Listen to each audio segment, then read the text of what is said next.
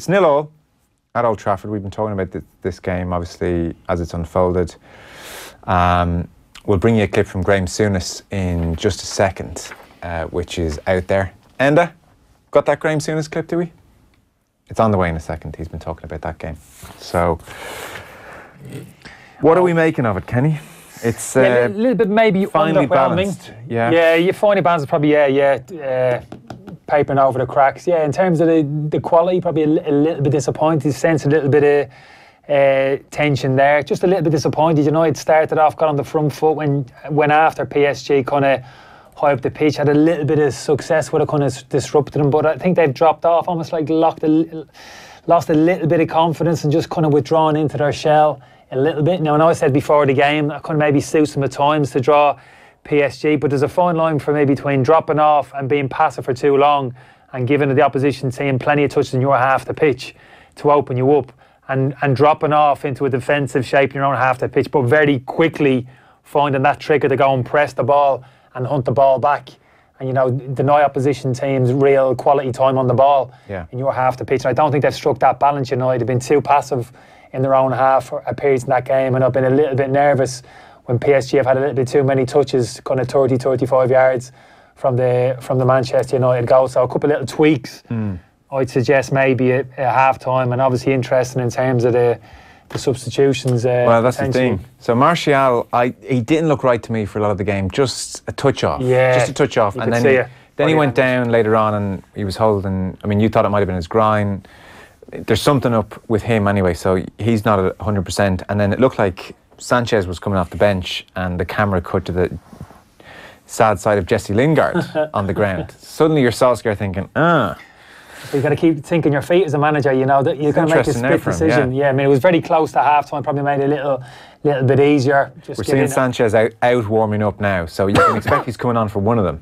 Well, he's definitely coming off. The interesting one, like you said, the big bone of contention will be if Lingard and Martial doesn't come out for the second half. That kind of second substitution for me will be absolutely key. The cameras is on Matt at the moment. He's stripped. We spoke about potentially Lukaku or Mata and the differences, the different qualities which they have, but the looks of it, potentially it's going to be Mata going to lean towards him. Well, what we have at the moment is Sanchez and Mata warming up together.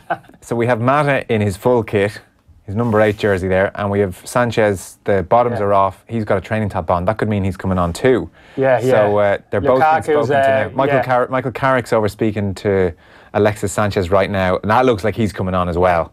So Lukaku's scoffing the wine gums in the dressing room at the moment, hasn't taken a layer off, and these two are out actively doing a warm-up on the pitch, so it's pretty obvious in terms of the substitution. So I don't think it's a right or wrong at the moment. Like I said, Mata, in terms of his quality, the big occasion, he won't be phased. There's a lot of tension there out on the pitch, so I'm sure the manager will be hoping a little bit of quality from him to get on the ball and get United playing in the opposition half, which they haven't been able to do.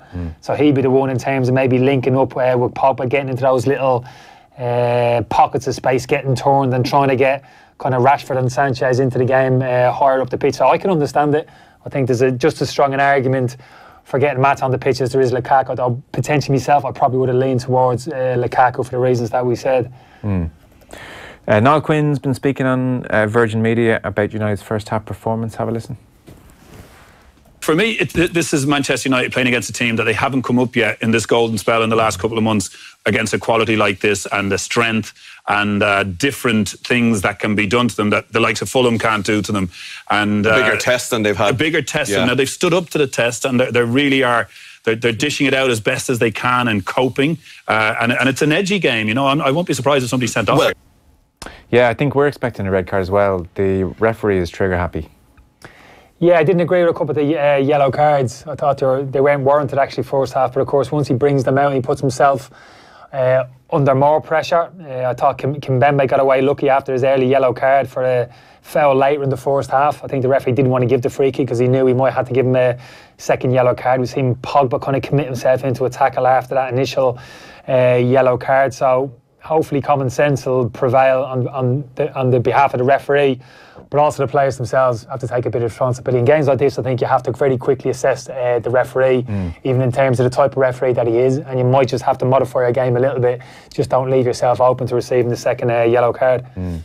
So it's Mata jogging on. I should remind you as well, Virgin Media Sport is the new home of European football in Ireland. More than 400 UEFA Champions League, Europa League and Nations League games live this season at Virgin Media Sport, exclusive to all Virgin Media TV customers, who can also download the TV Anywhere app and stream all the action whenever and wherever they like. So Mata's come on. Haven't quite seen yet. Is it Martial or Lingard that he's come on for? We'll bring you confirmation of that in a moment. He's over on the right-hand side. Yeah, Sanchez is on too there, Kenny. Near sides, they're both on. So Lingard and Martial both off. Yeah, absolutely. Okay, Yeah, it looks like Mata playing off the right and Sanchez off the left.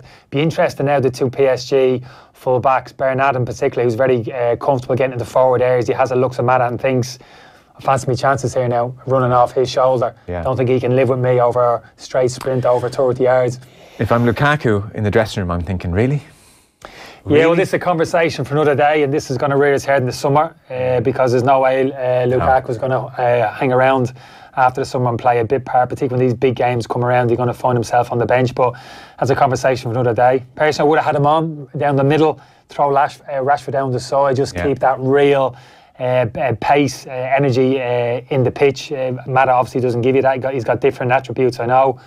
Even just Lukaku, even kind of set pieces, silly thing, crossing corner kicks. He's a real target in there, can bulldoze his way into good situations, even defensively, defending set pieces into the box. Small detail like that in isolation mightn't matter, but it kind of all added up for me. I don't know, his presence on the pitch for me give me a little bit more assurance as a Manchester United player. But Mata, still the qualities he has, can still help the team, but big decisions for the manager to make. A lot at stake now. Knockout competition, Solskjaer, first real situation where you've looked at him and thought, right, you've got big decisions now in terms of your substitutions. Yeah, no, absolutely. Okay, so 0-0 there, 47 minutes on the clock. We're going to take a very short break. We're back with David Preece talking about Gordon Banks. Football on Off the Ball. Brought to you by the new and improved Boyle Sports Bet Builder. Now with 44 markets to choose from on every match.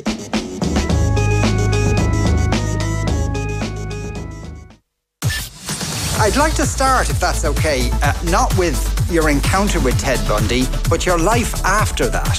You were left in a situation where your jaw was wired shut, and I suppose you didn't really know what to do next. What did you do next? Hear the full Moncrief podcast at newstalk.com and on the Newstalk app. It's always been inside you. The drive, the vision, the bravery. It's just who you are, even the great unknown of Brexit. Of course, you know it's a challenge, but one that may bring opportunities. And to help you prepare, we've developed the AIB Brexit Ready Check, a jargon-free online tool to see how Brexit ready your business is in under 5 minutes and get practical advice so you can kickstart your Brexit planning. Search AIB Brexit Ready Check. AIB, we back brave. Allied Irish Banks plc is regulated by the Central Bank of Ireland. At AppliancesDelivered.ie, we love taking the hassle out of buying new appliances. With fastest delivery nationwide, lowest prices guaranteed. And right now, we're offering something extra. Half-price installation. Yep, for a limited time, you can get half-price installation on everything. Washing machines, dryers, fridge freezers, dishwashers. And there's free removal of your old appliance too. T's and C's apply. That's half-price installation all this week at AppliancesDelivered.ie. This isn't gonna be easy. Why are you talking in a voice? Late nights, intensive research. Forget about seeing your family. Well, you're my wife. We'll chase every lead, shake down every witness. Wait, what? Cross-reference every offer and triangulate every promotion until we find it. Find what? The way, Peter. The way to save on car insurance. But I already went on to 123.ie. Save 10%, no questions asked.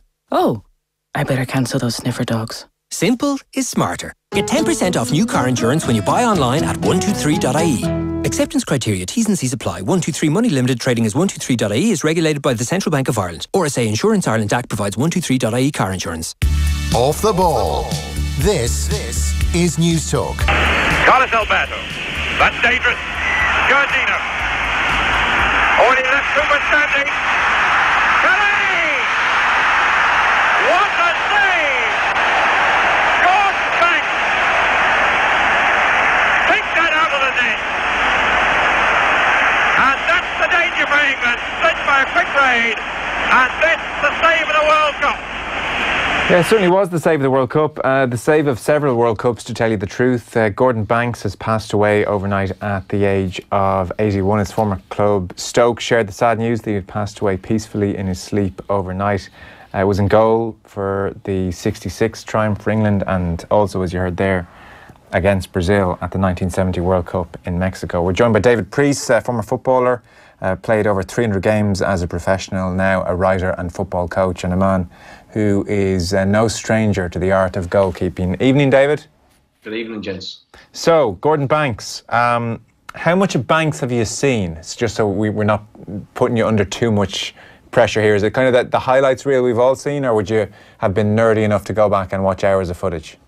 Yeah, well, of course, you're limited to what we can see of him, but he's somebody I've analysed in the past and done pieces on, so I've had to do a lot of research for it, and he's somebody who deserves all the platitudes and all the praise that he's getting at the moment, because it's easy to eulogise about somebody who's just passed, but I think in Gordon's case, it's not just as a footballer, as a man. I think all the praise that he gets is well deserved. We'll get into the wider achievements in a moment, but would you give us your analysis of the save against Pele, because that's something that I guess everybody listening is very familiar with? Yeah, I think it's something where the mechanics of the save is there's many layers to it, but it's even in the first instance when the cross is coming from Jorginho, he's got tossed out at his near post area, so that's where he's placed. And once the ball goes beyond him, now he's got a little bit of a chance to look up and recognise what's happening in front of him, and he makes up a lot of ground going across his goal. And the one thing that stands out for me is the fact that he doesn't just go with his momentum. It could be easy just to gamble and see and think that the ball's going to go down to his right, and use the momentum that his pace has built up to cheat almost and gamble. But he doesn't do that. If you just look at the footage, he just pauses slightly as Pele is about to head the ball, so it gives him the best chance of saving a ball that's going in any direction. That brief pause, and then he's got to try and get himself going again, and as the ball goes down to his right, the ball's just behind him, and that's the crucial part of the save. That it's technically imperfect. So as a goalkeeper, you always get taught to dive forward towards the ball. Now the ball's already behind him.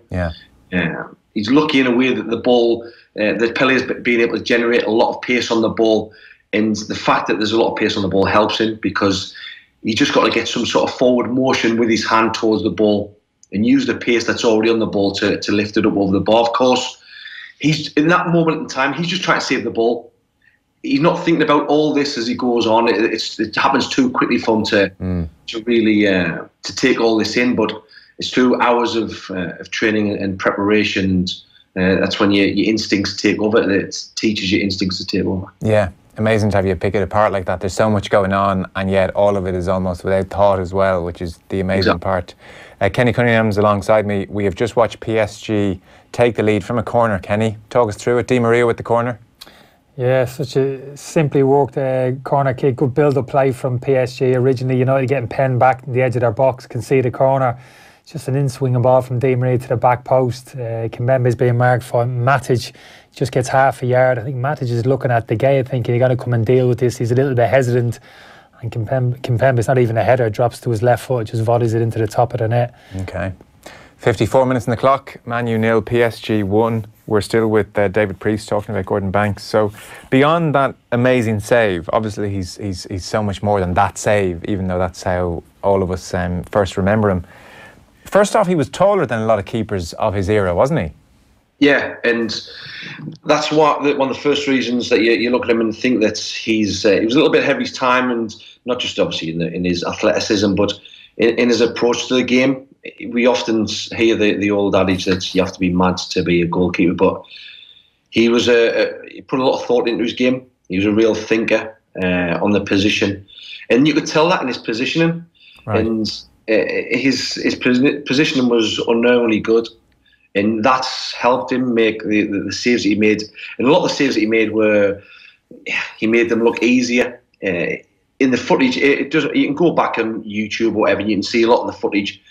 You will see that he's almost perfect at times, almost too good, because sometimes there's difficult balls that are bouncing into him that look difficult, but it's almost like, I liken it to sort of, if you watch someone like Zidane or a top class outfield player, they don't think about controlling the ball. You know, they're already one step ahead, and that already takes care of themselves. It was a little bit like that with him, where there was no, there was no difficulty. It didn't look difficult to him, and like I said, he just made it look a lot easier than what it actually is. And especially at that time, when you consider no gloves, the ball and the types of pitches that they're playing on, there was a lot of room for something to go wrong in those circumstances. And this may be tricky for you to answer. I don't know if you know the answer to this, but when he was coming through in the 50s and establishing himself as England's best goalkeeper in the 60s, were there goalkeeping coaches per se? When you talk about his positioning, was he figuring that out both instinctively and maybe also just thinking about the game in his spare time? Or would there have been somebody passing this information on to him? Do we know? Did he have a mentor? Well, I mean, from what I know, that's, like I said, he's a great thinker of the game, and that he was the one that his theories on the game were sort of self-taught and sort of in his own analysis. I've always said that goalkeepers, the position sort of makes a natural analyst of all of us, simply because we have a lot of time to think during the game, certainly during the 90 minutes. Yeah. But because of the nature of the game, and we have to be or try and be perfect. You've got to put a little bit more thought into what you do, rather than just react off of what's going on around you, like maybe as a central midfielder. Yeah, there was a journalist, Lee Marlowe, tweeted a picture today. I'm sure you may have seen it on Twitter. Yes. He interviewed Banks when he was younger, and he mentioned to him that his son played in goal, and Banks sent him, advice, really, and some of it is very innovative, especially when you consider the era that he came through in. So, he's talking about play with a smaller ball was one of the pieces of advice. Playing with the bigger ball will seem so much easier if you've been playing with a smaller one. Play games like table tennis. That will help to sharpen up your reflexes and your hand-to-eye coordination. Throw a tennis ball against the wall and catch it, and be brave. You have to be brave and come out for crosses. And he talks as well about positioning, and to always know where you are in the goal, and to always be thinking about angles and getting better at spotting angles. So he absolutely applied a real intellect to his craft. That is what made Banks, or one of the things that made Banks great.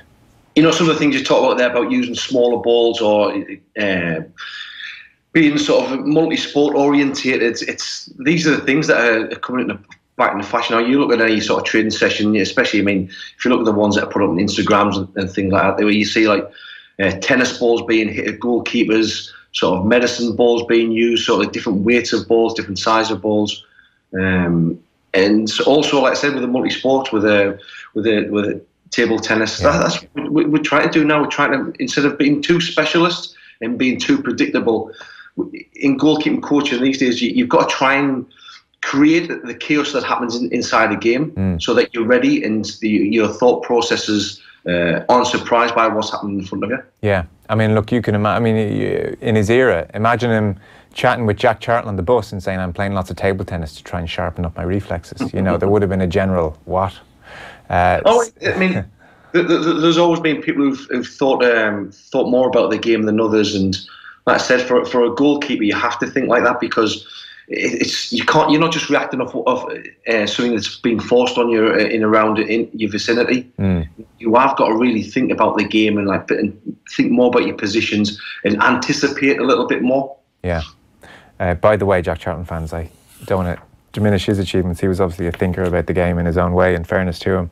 So, what else about Banks's game? Like the pass-back rule obviously hadn't come in then, so he wouldn't have had to be good with his feet as such. He's not renowned for his kick-outs or anything like that, is he? No, but I think when people talk about, we've already talked about his position and being a strength, but when we talk about his most of his strengths, it reads like an index of what it takes to be a world-class goalkeeper. And I think one thing that a lot of people I've spoke about who played with him and against him spoke about was that yes, he was a an extremely nice guy and very humble guy, but he had the mental strength that all goalkeepers need to succeed, and he was a very strong character. And okay, he might not have made many mistakes as anyone else, but that focus, that steely resolution, not to be beaten, that's something it's very difficult to teach. Yeah, no doubt. David, while you're talking to us, it's been another devastating 30 seconds from PSG, Kenny. This attack went from back to front very quickly.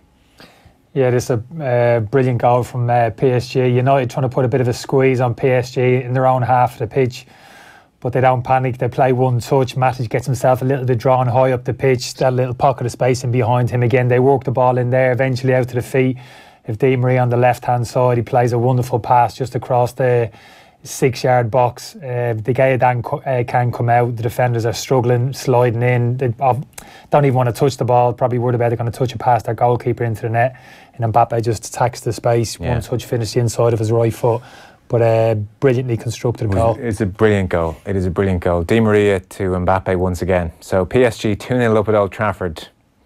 That's worrying now. 61 minutes on the clock for Manchester United. What effect do you think he had then, David, on goalkeeping, if any? I mean, I know it can be tempting when someone passes away to overdo it and overextend their legacy, but it does feel like Banks had a legacy.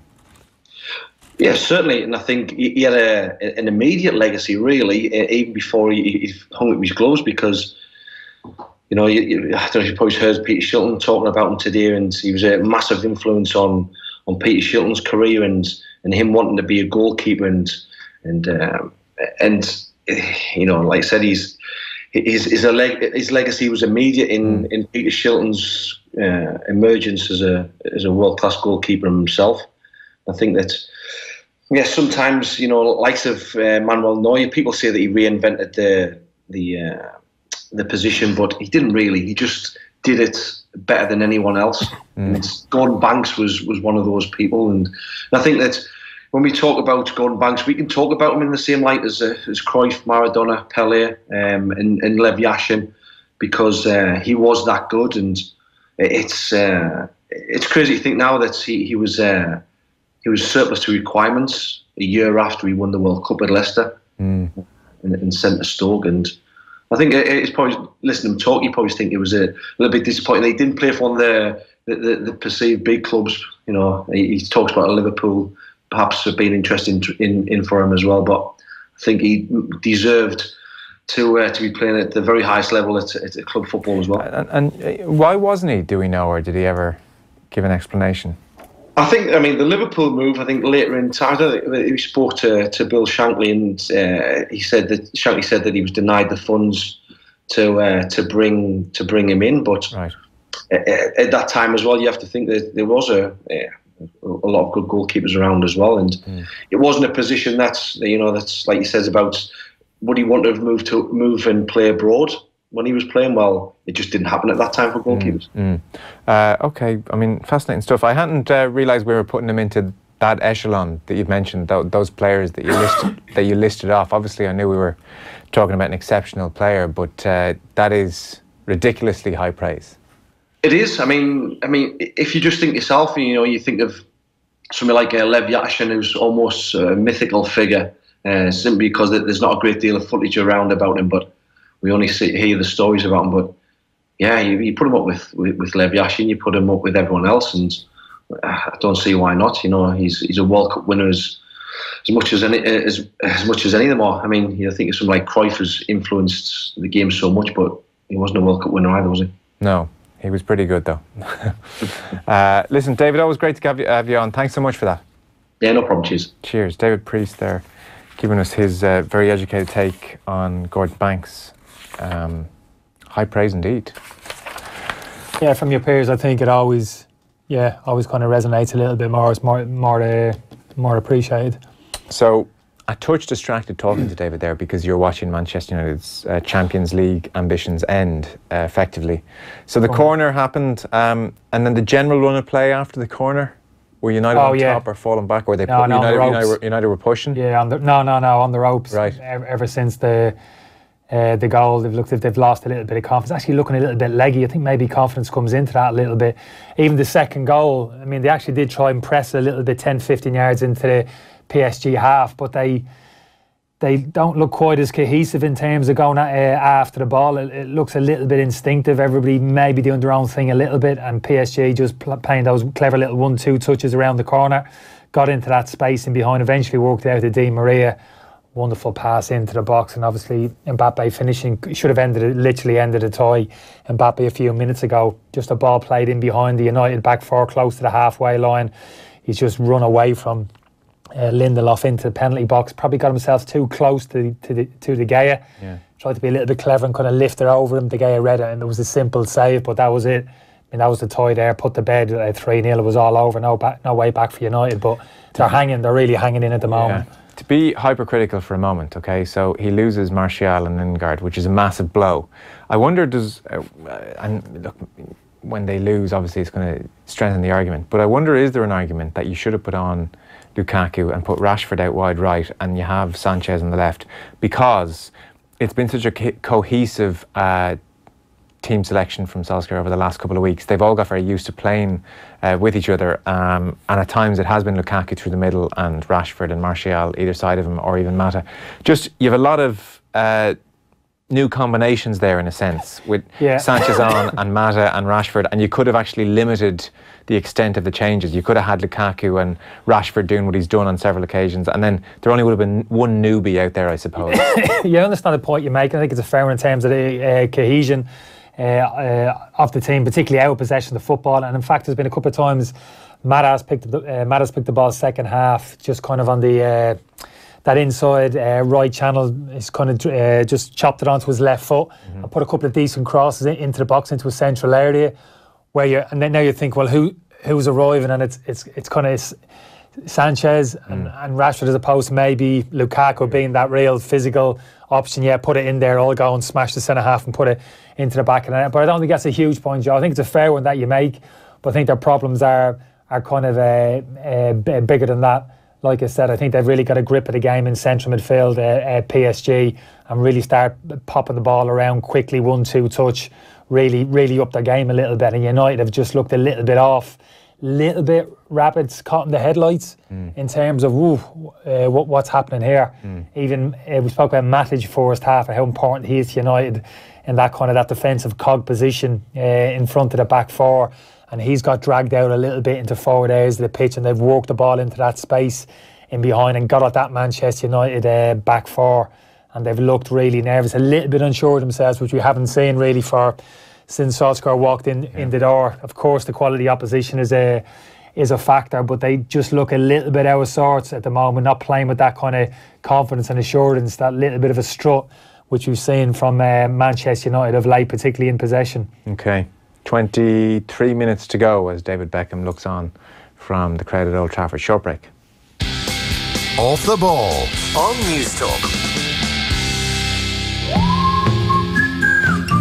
The weather. We certainly get enough of it here in Ireland. But sunshine? Well now, sin scéal eile. The fact is, we just don't get enough sunshine. So we need to get our sunshine vitamin D from somewhere else. Switch to Avonmore Super Milk and you get all the daily sunshine vitamin D you need in just one glass. Our weather's not super, but that's okay. Avonmore Super Milk is. Filling your trolley at Super Value has never been easier. We're the O'Riordan family and we bought our favourite big brands on offer and saved with Super Value's own brand range. Our star buy was Super Value nappies from only $1.49, and with 2 small kids, these savings really add up. All things considered, it's Super Value. Participants received a gratuity for taking part in this campaign. A train approaches the platform. For some, it's just the 6:45 to Houston. But for you, it's an office on wheels. Here, the canteen comes to you. The person sitting opposite you isn't just a passenger, they're a colleague. And regardless of what your business card says, from the moment you step on board, you're the boss. Rediscover the joy of the train. Great fares for business customers at irishrail.ie. Every brand has a story. Some are built over decades, others over centuries. Discover the German car brand, meticulously engineered over 120 years to bring you our cleanest, most efficient engines yet. Discover Opel. Come and celebrate Opel's 120-year anniversary event at your local Opel dealership. Choose your perfect 191 Opel, then choose your preferred offer, like 0% PCP or HP finance, a guaranteed minimum of €3,000 scrappage, or 3 years free servicing. Opel's 120-year anniversary event, from now until February 28th. Visit your Opel dealership for more. Opel, the future is everyone's. Lending criteria, terms and conditions apply. Hire purchase agreement provided by Bank of Ireland Trading as Bank of Ireland Finance. Off the ball. This is News Talk.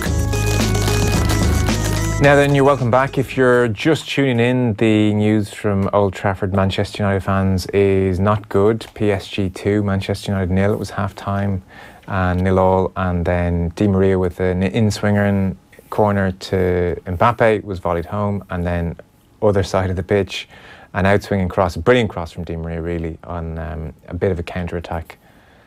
Was finished off by Neymar, by Mbappe. Sort of distracted again because here come PSG and they've got 2, 3, 4 flooding forward. United are flooding back as well, but yeah, they've been good. PSG, you have to say, Kenny. I mean, second half, they've really upped it. I wouldn't say they played in themselves. They kind of stuttered a little bit, first half, but had the better moments in the first half where they did get their passing game going in the United half, kind of 1-2 touch, incisive pass, and they got themselves in beyond the Manchester United back line. Manchester United really never managed to do that first half. One great bit of skill from Pogba down the line, kidding on Mbembe, and half dangerous cross into the box. That was it. But second half, they've really grown into the game. PSG really begun to assert themselves, and United have just looked a little bit uncomfortable in this game against such opposition. Have almost lost a little bit of confidence in themselves as the half's gone on, and they've just grabbed the game by the scruff of the neck. PSG, they really have. Okay, so 2-0, 72 minutes on the clock now. A fairly seismic result from a Chelsea point of view over the weekend. Man City put in 6 on them.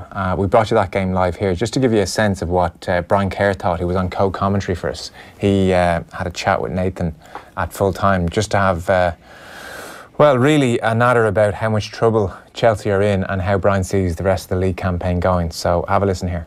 Well, what a performance we've just witnessed from Manchester City. A 6-0 win against Chelsea. Brian, have you ever seen a performance like that from a Premier League team? I can't remember if I have, Nathan, particularly against a team of the quality of Chelsea, who are one of their rivals, not for the league this year, but certainly a team who we would expect to be there and thereabouts. Chelsea going into the game today on 50 points. They'd lost 5 games previously. Not in great form when you think they were beaten 4-0 by Bournemouth in the last away game, and won 5-0 at Huddersfield last week, beaten 2-0 at Arsenal in the previous away game. So obviously they're a bit brittle in their away performances, but still that was a sensational performance by Manchester City. And what was it? I was going to say, you wonder who's going to be able to take points off them, but somebody will be able to take points off them, and maybe the way to play them is that how Newcastle played in terms of sitting in and playing on the counter-attack and waiting for your couple of chances, as Crystal Palace did when they won 4-3. What was it today? They got off to a very good start once again. Not a goal in the first minute this time, a goal after 3.5 minutes. Poor by Chelsea. Marcus Alonso moving inside, away from his left back spot before the free kick was taken, and not ensuring that there was someone in the left back position. Hazard was kind of half there, but wasn't there to stop the pass into Bernardo Silva's feet. After that, the cutback led to Sterling scoring, and then the second goal was just a sensational goal by Aguero, having missed an easier one a bit earlier.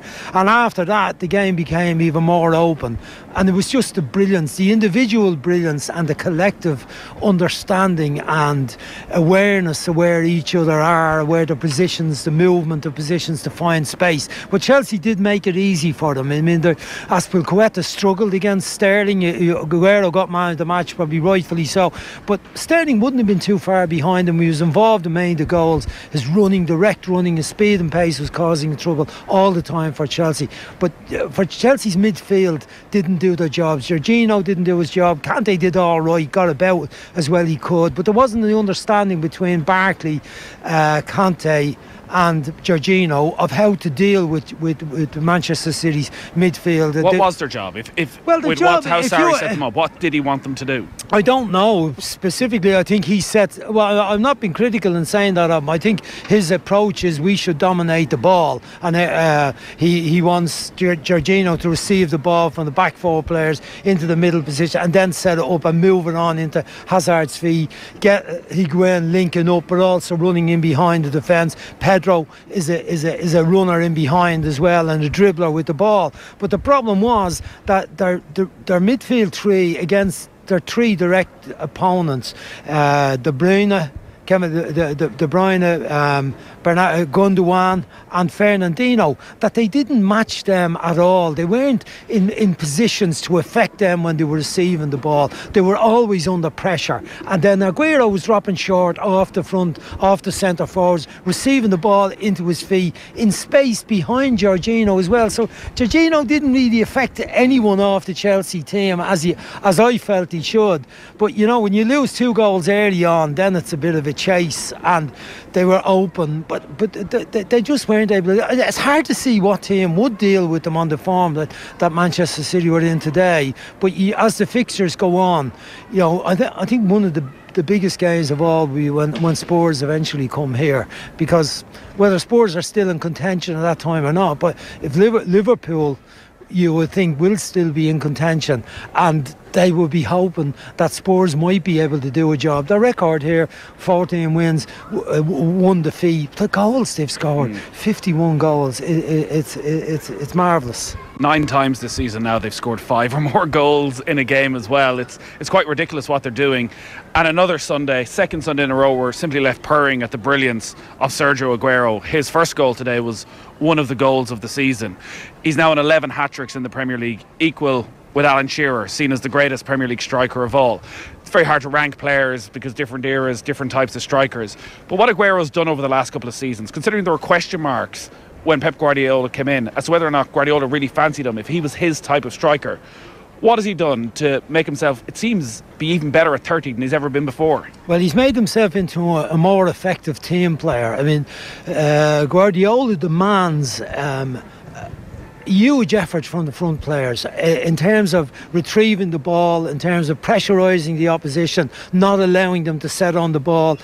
And Aguero has had to adapt a little bit to that. In the previous eras, you know, he before Pep, he didn't have to do that so much. He was allowed play as a centre forward, sometimes playing off a big centre forward, sometimes playing off Edin Dzeko when he was here even.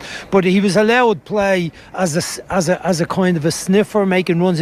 But the demands on him now. I mean, his part of his role today was to stop Jorginho being the build-up player in midfield, and you know there was times in the game he was chasing back after Chelsea's midfield players, harassing them into mistakes. So that's how his game has changed, but it hasn't decreased his effectiveness around the penalty area. If anything, he's probably become a bit harder to mark, because when he's chasing back at people, it means when the ball is retrieved, he's obviously in a space. He's not in a natural, normal centre forward's position in between 2 big centre halves. He's picking the ball up outside the edge of the box, releasing it early off into the 2 wide speedy merchants, and then arriving into the box late, usually with deadly effect.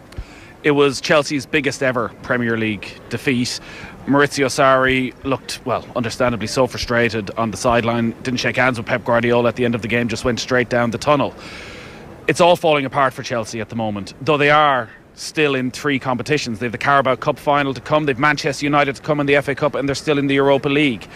Does that make it more or less likely that they may actually choose to change manager right now? Do you think a change of manager could give this Chelsea group a bounce for the final 3 months of the season? Well, the decision makers in the club have backed Sarri in terms of bringing in Higuain, because he obviously didn't fancy Morata and he doesn't fancy Giroud either. He doesn't see them as I suppose, consistent goal scorers. And Morata's confidence had drained away over this season, and they've moved him on. So they backed him in getting him, and they backed him in taking in Jorginho for huge sum of money from Napoli as well. So it would seem a bit odd, but not unlike Chelsea, though, to get rid of a manager when things aren't going well. We've seen it before with other managers. We haven't been slow to get rid of Mourinho twice, and in the past, they wait. It generally works. The end of the it generally works in the next season. Sometimes they brought in someone like Benitez and Gus Hiddink, and they kept things going, and they won cup competitions in the latter part of the season. But Hiddink didn't want to stay on in the job. Benitez would have, but the supporters probably didn't fancy Benitez, and there wasn't a great vibe around the club at the time, so they moved him out. Conte talked himself into being sacked anyway. So, you know, they have a history, but it must be getting a bit hairy for him now with those 3 successive defeats in the league, 2-0, 4-0, 6-0. You know, it can't be 8 against Bournemouth. But are the players still playing for him? If he can hang, I would say the players are still playing for him. I don't think he's doing himself any favour by being critical and saying a few. I thought he said a couple of silly things about Hazard, and I think in the position where Hazard is iffy about whether he's going to stay or not, I think he needs to say positive things about him all the time. I don't see any sign of what became obvious in Marino's latter days and towards the end of Conte's era as well, where the players have got fed up with the manager and are thrown in the towel. I don't think that's the case as yet, but he needs results to turn in his favour at the moment, or he won't be there next season. Chelsea don't mess about when, certainly when it comes to the summer. Sometimes they wait till the summer, sometimes they don't, so he's under pressure. Yeah, he sure is. The word in all the newspapers this morning is that he has about a month to convince the board. And they have a huge month coming up. They have Manchester United in the FA Cup on Friday. Or on Monday rather. They have Manchester City in the League Cup final. They have 1 or 2 other big games, Chelsea, and they figure they'll make a decision at the end of this month. So, I don't know, Kenny. Sarri ball and all that.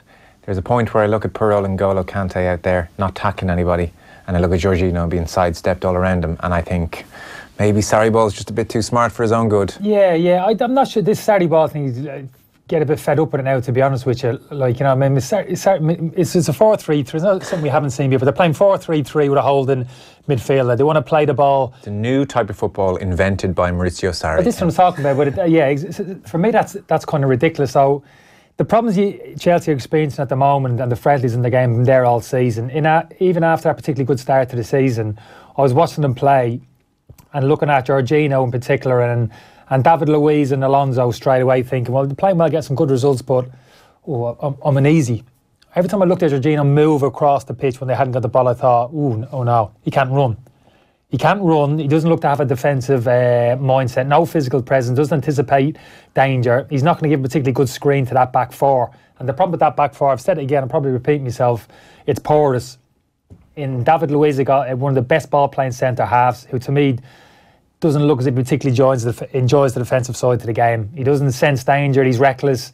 Alonso, fantastic going forward in terms of goals and assists, but again, defensively for me, weak. Got a problem in terms of his positioning. His movement Saturday for the first goal, it was extraordinary. I've never seen anything like it, in terms of like running onto the inside towards David Luiz before the free kick was taken. I just don't know what he's doing. Sometimes you say, oh, well, potentially maybe he was doing this, he saw this danger. I just have no idea. I was still scratching my head afterwards. Yeah. So for me, Chelsea's problems aren't going to stop until he makes it. He doesn't have to change his whole philosophy. What he's got to do is he's got to take Jorginho out of the team. He's got to drop Kante into the holding midfield position. Kante can receive the ball. Sorry, you've just taken the words out of my mouth. The way this whole thing has been framed, it's as if N'Golo Kante is just going to boot the ball out of touch every time he gets the ball. Yeah. Like how it has to be Jorginho. He's this absolutely incredible ball player. Yeah. Like, I haven't seen Jorginho do these miraculous things yet that Kante couldn't even. And if you look at his assists, very poor as well, Jorginho. He's got a better array of passing than Kante, but N'Golo Kante is very competent. He can do enough, Kante. Exactly. And what he gives you on the flip side in terms of defensively, particularly with the problems they have across the defensive line, he has to be in there to give that kind of screen to David Luiz in particular and Alonso down that side of the pitch. So he's got to play. Kenny, for the first time all evening, me and you could not agree with each other more. Yeah, but it's not only that. For me, David Luiz has got to come out of the team. Young Christensen, for me, is the better defender. Again, as good a ball player. That upsets me a little bit. Is there no way? Is there no way, Kenny, we can keep Luiz in? No. No, not my team. Come on. No, not my, because these are the problems. Because you can talk about Higuain or bring a top-class centre forward till the cows come home. Where are you going to play Hazard? But until he resolves these problems in the centre, you can't challenge for a title for the big honours and play with a holding midfielder who can't defend. No, I agree. A left-sided centre half you can't trust. And a left back who's totally indifferent to defending. So that whole axis of the team, that little kind of half triangle there, in a key area, you can't carry three players. Did Luiz play when Conte won the league with him though? With Kante in front of him. So that's what I'm saying. Let's just do that. Let's get Kante in front of him and leave Luiz in the team. Well, that's the first thing I'm saying, Kante. For me, I play Christensen as well, because you've got to change something at the moment. For me, you've got to get more solid. You've got to get a bit of confidence back into the team. You've got to start keeping a few more clean sheets. So for me, that's the answer. But not to nitpick, you said you can't win a league with Luiz there, but you sort of Jorginho, Luiz and Alonso. That's on top of them three, forget it. If we take Jorginho out and put in Kante, we can keep Luiz. That's better. Yeah. I wouldn't keep him. Yeah, and make it easier. We can still win a league, make it easier, because Kante will do his job for him, which he did in the defence winning season. Because he'd end up dropping into centre half. He'd drop into the space between left back and centre half. David Luiz didn't have to leave that near post area. Jorginho hasn't got the legs to drop into those little gullies in between centre half and full back and give him a dig out as he did previously. So David Luiz now is getting more exposed. I don't look at all the goals Chelsea have conceded this season. I would say at least 75% of the goals you'd be talking about Jorginho, David Luiz and Alonso. Okay. In terms of how better they could have done. I haven't watched all the goals, but that's what my gut feeling tells me. That's what I'm seeing. Look, I know you're right. I've just got a. So he's got to do that. I've just got a soft spot for Luiz. His hair. Right. You've got a soft spot for his hair. Look, I'm not talking to play the lad can play. He's a wonderful ball playing centre half, but I don't trust him. I don't trust him in terms of his defensive capabilities at centre half. And you can get around it. You put Kante in front of him. You can put a left back in alongside him who can defend. You get people around him. You can kind of protect him to a point, which they have done previously. But at the moment, he's been exposed because of Alonso and the inadequacies of Jorginho in front of him. That's exactly what's happening. So that's crying out. And for me, it's not like a pig arm one. Now, this is my philosophy. Don't change the shape of the team. You can still play from back to front, play on the inside, play a lot of clever little passes if you want. But for me, Kante can still do that. Yeah, to a point. Yeah. I mean, Christensen is reasonably comfortable with the ball in possession as well. So I don't think fundamentally the whole philosophy of the team has to change. But something has to change because this has happened far too often. Yeah. And the reasons are there staring you in the face. Yeah, no, totally agree. To a point. I'm Luiz is staying in my team, everyone. Don't worry about that. Still 2-0 at Old Trafford. 3 minutes to go. It's a tall order to go to Paris with no goals. Even if they could just nick one, Manchester United, they might go there and try and muster up something. But 2-0, you really have to feel PSG have this one in the bag. Ole Gunnar Solskjaer, arms folded, looking on. Yeah, I think it's over. And it was particularly injuries as well. Lingard and Martial may not get them back. And second half in particular, they've really they've dominated. Joe, second half, they really have, and they've looked really unsure of themselves. We haven't seen 45 minutes from that from Manchester. Maybe Burnley, some might say, saw bits that game, maybe not quite at it, but they've been really dominant. PSG, they've really stepped up second half, and United have really had no answer to them. It's true. By the way, we mentioned the League of Ireland launch was this afternoon. Cork manager John Caulfield was there and very much making the point that he hopes this season is going to be more than just a two-horse race. Have a quick listen. Obviously, I think everyone hopes it isn't going to be that way. There's going to be a lot more teams involved. Obviously, the Docker team to beat. They've, kept all their players. Their management team, Vinny Perth and Rory Higgins. Obviously, John Gill is coming as well. They've been with the club for the last number of years, so it's a smooth transition for them really, and they're the team to beat. For us, we've lost 9 players from last year. We've a lot of new players brought in, so we hope to be very competitive. But obviously, Shamrock Rovers and Stephen's experience, the fact he's there now for his 3rd year, and the players he's brought in, McAniff and Jack Byrne coming back, has given them a team that you expect to challenge, and obviously Derry have invested, St. Pat's have invested. So I think overall everyone in the league would hope that there's going to be 4 or 5 teams competing, but from my point of view, we need to do the best we can out of Cork, but Dundalk are certainly the team to beat. You mentioned losing players. Is Kieran Sadlier, is he the one that leaves the biggest void, do you think, in your team? Well, to be honest, I suppose if you look at goals, Kieran got in the league last year, he had 16 goals, so from that point of view, he was a very creative player, very good player for us. But overall, we've lost Jimmy Cohan, Barry McNamee, Stephen Beattie, Johnny Dunleavy, lots of experienced lads who have been with the club for a number of years. So it all probably takes its toll from that point of view. So for me, it's just there's been a number of guys that we've lost, and that's just the way it is, and you just get on with it. And we brought a lot of new players in, and they're young and they're enthusiastic and they've trained very hard in pre-season, and they're all talented players, so we're hoping that they'll gel very quickly. Well, I suppose like somebody like Alan Bennett, his experience, that'll be really important this season when you have so many young players in the squad. Yeah, it's one of those ones. I think the lads were saying the other day that we've 3 lads over 30, Mark McNulty, Alan Bennett and Graham Cummins. Most of the lads are the age between 19, 23, 24, and so a lot of them are coming through, but certainly we'll need Alan's experience, not only at match night but even around the ground during the week, and but he's already been like that and he's a great guy, so we need plenty of that, but we still a lot of talent with the younger lads, and we're just hoping that they can produce on the pitch every week. You mentioned Graham Cummins there. Can he bang more goals in this year? Yeah, I suppose that's a challenge. Graham got 14 last year from playing the league. Great return. He obviously was a little bit disappointed. He felt he could have got close to 20, but that's the challenge this year that hopefully he can, because certainly if you have a striker who can get you 20 goals, you're always going to be thereabouts. And the previous year, Shawnee had got 22 and then he left, halfway through the season. Obviously Patrick Hoban got 29 last year, so if you get a striker that's in the 20 goal market, you have a right chance. So that'll be the challenge for Graham, and but we have other lads. Carl Shepherd can play up top, and we've 1 or 2 new players coming in as well, so we'll see, but certainly you need goal scorers to have any chance of the league. I read an interview you did, I think it was at the Irish Examiner, and you were talking about how hard it is to bring young players through, and that you have to have a bit of patience with them because they will make mistakes. When you look at Turner's Cross and you pack in so many people there for all the home games, is that a bit of a challenge as well? Because it's great having all those numbers there, but when players are making mistakes, that can sometimes generate a nervousness from the stands. Absolutely, and that's the challenge for us this year, because we have had phenomenal support over the last 5 years. Crowds have been huge and the expectations have been huge because we've been always challenging, and that is the challenge to the supporters, challenge to the management, to give the young players time, because they will make mistakes, but they have talent. But I suppose early indications, we played Dundalk in the President's Cup last Saturday. First half Dundalk were really good, and they were 2-0 up. Second half we played really well, got back to 2-1.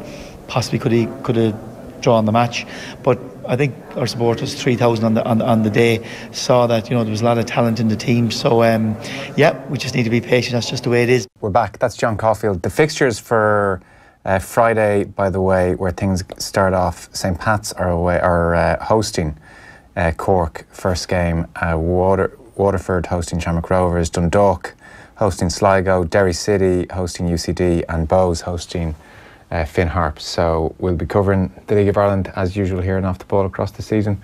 We're pretty much done for time. Paul Pogba's been sent off for a second yellow. We should let people know it's still 2-0 to PSG against Manchester United. You said early on there was going to be a red card tonight. Pogba was an early candidate because he put in a few tackles. Yeah, but this was an easy decision. Actually took me back to the Spurs game, Wembley, some weeks ago. He made a tackle on Dele Alli, and I remember because it was hilarious argument post-match between Jamie Redknapp and Souness. Redknapp was trying to make an argument for him. I was just trying to protect the ball, didn't mean it. Souness was like, done him. And he's done him. Yeah.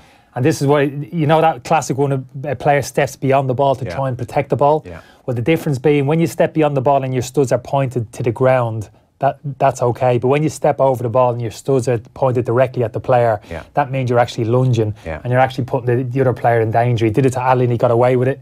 he did it again tonight and he didn't. It was a clear yellow card. You could argue even it was a straight red, to be honest. Okay. Bit of frustration obviously rearing its head. Caps off tough night for Manchester United, where they went in with so much hope as favourites even, but it's been a 2-0 loss ultimately. They're into injury time now.